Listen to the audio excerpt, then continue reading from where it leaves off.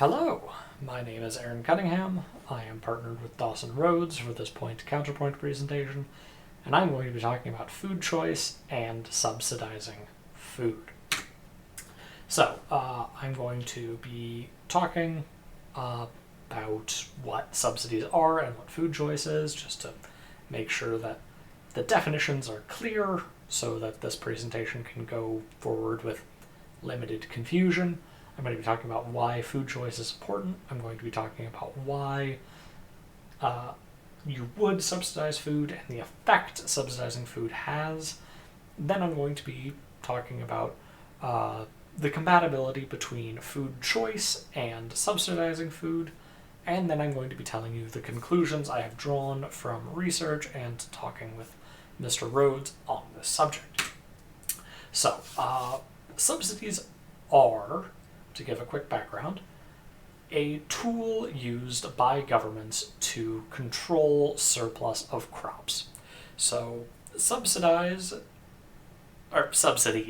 to use the correct emphasis, are a government or organization giving money to people, usually farmers, in order to ensure that they are producing a product. So this is an excellent tool and historically has been used as a tool to prevent famines. Because farmers will produce the amount of food necessary to keep themselves fed as well as produce enough food for them to make a profit. It is not in their best interest to overproduce food because that makes food cheaper and therefore they lose money, or lose profit at least. So subsidies are a tool that ensures there is a surplus of food at all times. Thus, in case of a bad harvest or a famine or what have you, there is a surplus of food to draw upon and at least temporarily prevent that famine, and historically, subsidies have been very useful for that purpose. The subsidies we're going to be talking about in this, however, are different. They are a health tool. So the idea for these subsidies is to drive down the cost of buying healthy foods in order to encourage people to purchase those healthy foods. And last out for the background, I just want to talk about food choice. This will kind of bleed over into the next part, but food choice is simply your ability to pick what foods you eat and have available. Currently, food choice is better than it ever has been. Foods that have never been available locally are available at the nearest convenience store, which is absolutely wonderful, and leads to why food choice is important. Food choice is now incredibly plentiful, so your ability to pick foods is now seen as a granted, at least in developed countries and among the people who have consistent access to food. The biggest benefit of food choice like this is health. At least the most obvious advantage of it is health. People who are able to make their own decisions about food tend to live longer and experience health problems later in life as opposed to earlier in life. And that is a very powerful statement. But beyond that, and at least personally to me, more important than just the health benefits is making choices about your food is an incredibly personal, individual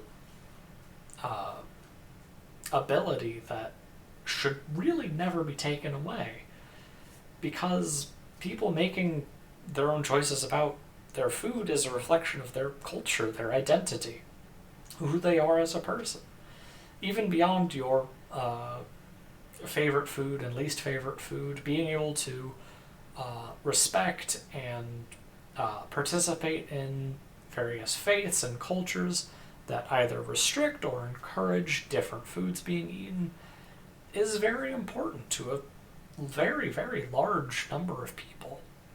And making food choices more available has more benefits than less. People who voluntarily restrict their diets is, of course, absolutely fine, because it is their choice to restrict their own diet. It is not a systemic problem that is restricting their diet. And to explain slightly how complicated food choice is, I want to touch on marketing. Marketing can be a powerful tool that introduces new ideas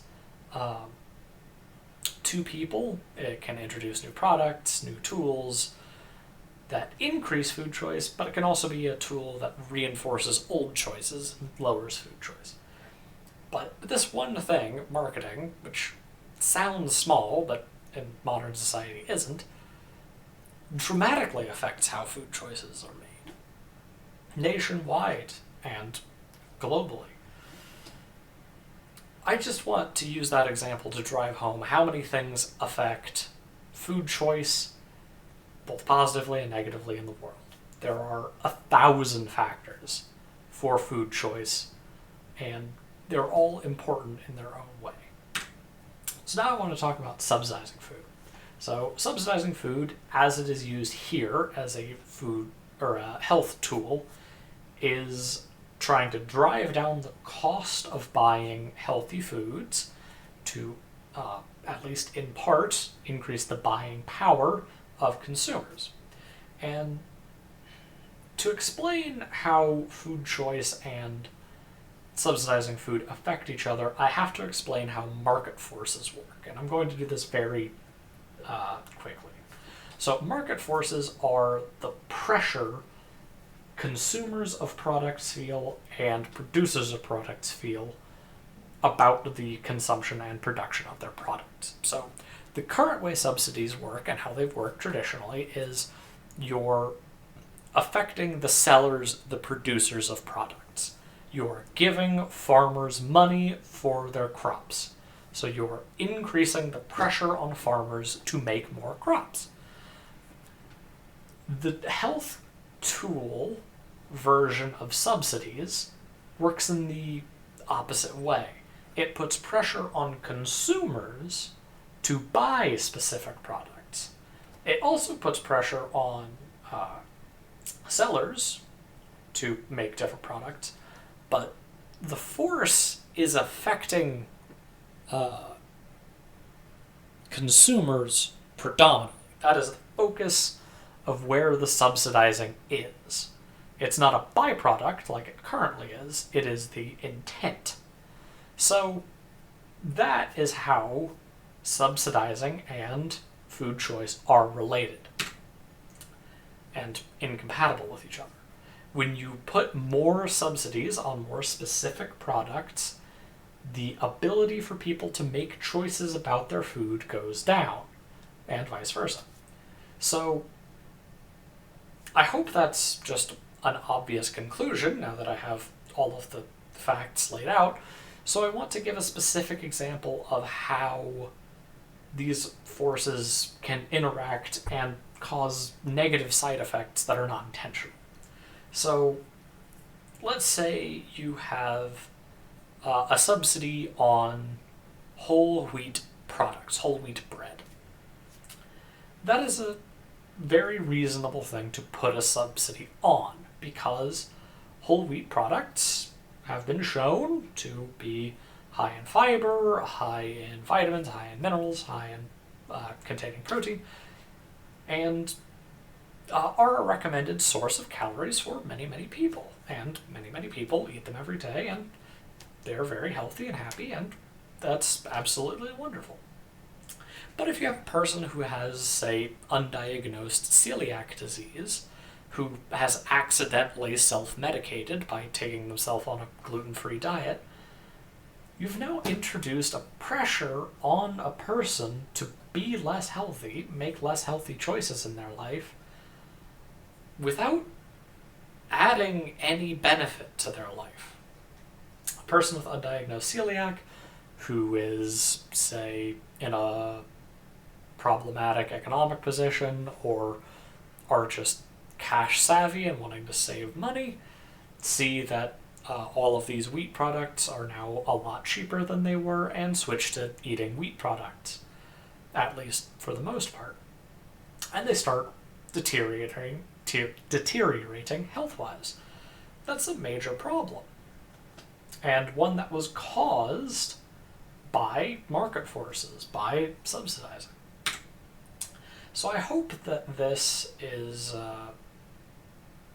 a clear example and a clear conclusion on why subsidies and food choices are counter to each other and why this discussion is important. I'm sure Mr. Rhodes has made fantastic points in his presentation, and I look forward to seeing it. But it's important to understand how subsidizing and creating policies of this nature can have knock-on effects that are unintended. Thank you.